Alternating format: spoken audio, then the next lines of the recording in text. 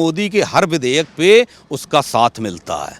आप आंध्रा में जाइए, देखिए जगन मोहन रेड्डी का काम, जगन मोहन रेड्डी का साथ हमेशा मिलता है। और मोदी ये कहें कि पैसे नहीं दिए फलां, जैसे ये चिल्लाते रहते पैकेज। बात ये है ना कि इनको पैकेज दो तो ये खा जाते हैं, इनके विदेशों में होटल खुलने लगते हैं। तुम्हारे मन में ये चोर क्यों बैठा हुआ है कि मोदी का मास्टर स्ट्रोक है? ये इसी सदमे में थे कल की मीटिंग में, मैं आपको बता रहा हूँ। इसीलिए इनका कोई फैसला नहीं। लालू का 0 सांसद है, कह रहा छाती पे चढ़ के लेंगे। इन्हें हो क्या गया है?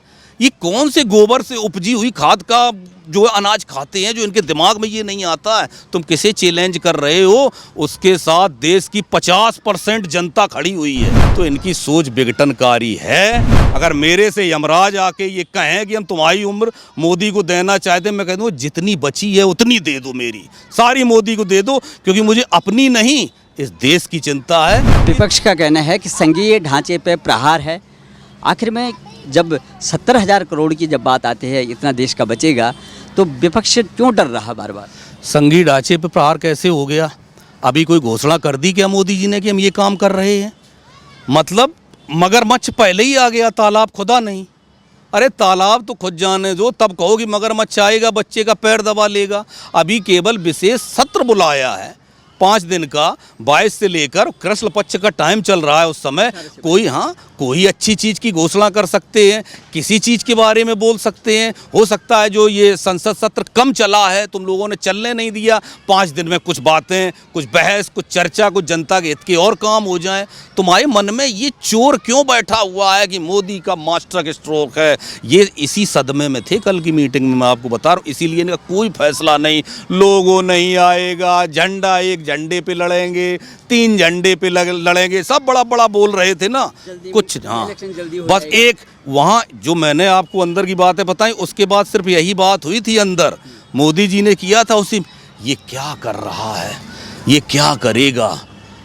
यार तुम ही बताओ, कुछ तुम्हारा दिमाग क्या कहता? पवार जी आप थोड़े एक्सपीरियंस हो, आप बताओ क्या हो सकता है? आप तो उनके साथ गठबंधन में भी थे, नीतीश जी, आप बताओ गठबंधन में थे कभी और इस तरह की चर्चा हुई क्या? ये इसमें उन्होंने पूरे 2 दिन निकाले अपने खाने पीने खुरापात की बातों में। वोट बैंक इनके पास है नहीं। वो इतना बोलता है संजय राउत, अगर इसने अपनी माँ का दूध पिया है तो ये केवल पब्लिक में चुनाव लड़े पार्लियामेंट का, राज्यसभा पे बना के भेज दिया जाता राज्यसभा मेंबर। लालू का 0 सांसद है, कह रहा छाती पे चढ़ के लेंगे। इन्हें हो क्या गया है? ये कौन से गोबर से उपजी हुई खाद का जो अनाज खाते हैं, जो इनके दिमाग में ये नहीं आता है? तुम किसे चैलेंज कर रहे हो? उसके साथ देश की 50% जनता खड़ी हुई है। तुम्हारे साथ कितने % लोग हैं? तुम्हारे बारे में क्या बोलने को तैयार है आदमी? उसके लिए तो हर चीज़ करने को तैयार है शालीनता से। और वही चीज़ है कि जिसने जो पेट पाल रहा है 80 करोड़ लोगों का, वो देवता स्वरूप है। अब चौथी जो मीटिंग होगी वो दिल्ली में, आखिर में क्या निष्कर्ष निकलेगा और क्या करेंगे यहाँ? अब ये जो मीटिंग होगी, अब आप देखना इस सत्र के बाद, जब 22 तारीख तक सत्र चल रहा है, जो विशेष सत्र बुलाया है मोदी जी ने, उसके बाद ही ये मीटिंग रखेंगे। पहले इसका माहौल देखेंगे कि क्या हो रहा है, क्या ये कर रहे हैं, इसके लिए क्या बोल रहे हैं। उसके बाद ही ये मीटिंग उसकी अपनी रखेंगे गठबंधन की, और ये मीटिंग रखते रहें। और अब मुश्किल हालात, अभी तो कुछ हुआ ही नहीं है रावत साहब, अभी तो कुछ भी नहीं हुआ। सीट शेयरिंग की तो चर्चा तक नहीं हुई है, अभी तो कुछ शुरुआत ही नहीं हुई। केवल बैठ के रसगुल्ले और समोसे खाए हैं साथ में, इसके अलावा कुछ नहीं किया है। और इंडिया के टुकड़े करके एक अपना गठबंधन बनाया है, आई डॉट फला। जो इंडिया इकट्ठा था उसमें इन्होंने डॉट लगा के विघटन कर दिया इंडिया का। तो इनकी सोच विघटनकारी है और इन्हें कुछ हासिल होने वाला नहीं है। आप ये समझ लीजिए, ये 4 नहीं 40 मीटिंग करें और ये करते रहेंगे। इनकी मीटिंग करने से मुझे आप ये बताइए कि क्या प्रभाव पड़ गया? क्या मैं बदल गया, या ये बदल गया, या ये बदल गया, या ये बदल गया? कौन बदल गया? कोई नहीं बदला। इनके ही जो समर्थक थे वो छलने लगे, अब की बार इंडिया, अब की बार उसका परचम फहराएगा। तुम चिल्लाना जीतेगा भारत और फलाना। भारत तो जीत की बुनियाद पे ही रखा गया है। उसका नाम भारत वर्ष तभी पड़ा है क्योंकि हारना तो सीखा ही नहीं कभी भारत ने। और जिसका इतना बड़ा देव पुरुष मोदी के रूप में झंडा अपने हाथ में थामे हो, उसे कौन हराने वाला है? 2024 में कोई नहीं, बिल्कुल नहीं। रावत साहब, आप 2029 की बात करें, आप 24 के बारे में बाद चुनाव डिसाइड हो चुका है। चुनाव ये 24 का डिसाइड हो चुका है, कुछ भी कर लें। हाँ, अब देख, कुछ भी करने से मेरा मतलब है, अभी इनकी मीटिंग से पहले आप देखिए कितनी चर्चा चल रही थी इस चीज़ की। मायावती से बातचीत कर रहे हैं, मायावती आ रही हैं, और वहाँ लालू पहुँच के क्या कह रहा है कि हमने बुलाया ही नहीं मायावती को।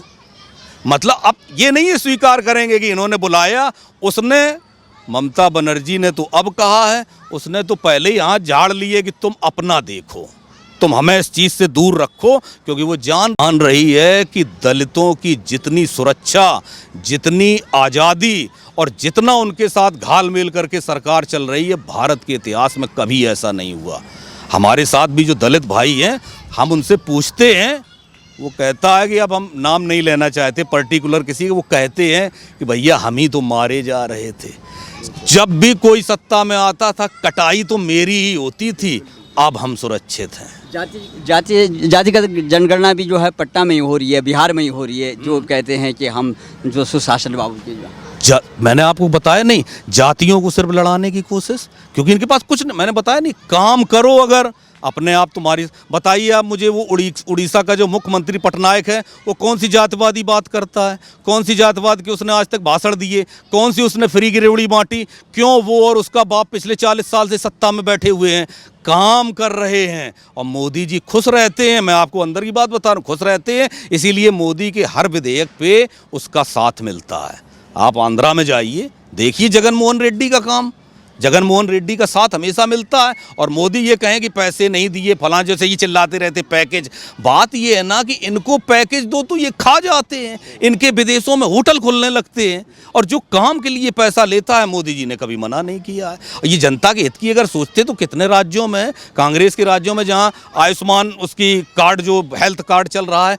वो लागू नहीं योजना किए हैं, केंद्र की 50 स्कीम है जो ये लोग लागू नहीं किए हैं, इस दिल्ली में नहीं किए। इसका मतलब तुम लोग जनता के दुश्मन हो, तुम जनता के, अरे तुम्हारे राजनीतिक भेदभाव हैं। अरे 5 लाख रुपए का अगर इलाज फ्री मिल रहा है किसी गरीब को, तुम्हारे बाप का क्या जा रहा है, जनता को मिल रहा है, और तुम बताते हो अपने आप को जनता के हितैषी। तुम कैसे जनता के हितैषी हो सकते हो? योजनाएं तो जितनी देखो, आप भी जानते हो कि योजनाएं जितनी है वो जनता के भले के लिए आती हैं, चाहे कोई सरकार बनाए, मैं एक सरकार की बात नहीं। और तुम योजनाएं अगर लागू नहीं कर रहे हो तो इसका मतलब तुम कैसे कह सकते हो तुम जनता के हितैषी हो? अगर उसमें कुछ कमियां हैं, जब आएगी तुम्हारी सरकार तब तुमने सुधार कर लेना, लागू जो लागू कर रहे हैं वो करो। तुम्हें अगर उसमें लगता है जब तुम्हारी सरकार आएगी तो कर लेना। और मोदी जी तो वैसे ही देश को लूटे ले रहे, बर्बाद कर ले रहे, तो वो तो अपने आप चले ही जाएंगे, तुम आओगे तो उन्हें बदल लेना अपने हिसाब से। इतनी छोटी सी बात इनको समझ में नहीं आती है, आप ये समझ लीजिए। तो कोई टक्कर में नहीं है, कोई नहीं है टक्कर में, मैं बताऊंगा, यही बिल्कुल यही रहेंगे, मोदी जी रहेंगे, जब तक जिंदा हैं तब तक रहेंगे।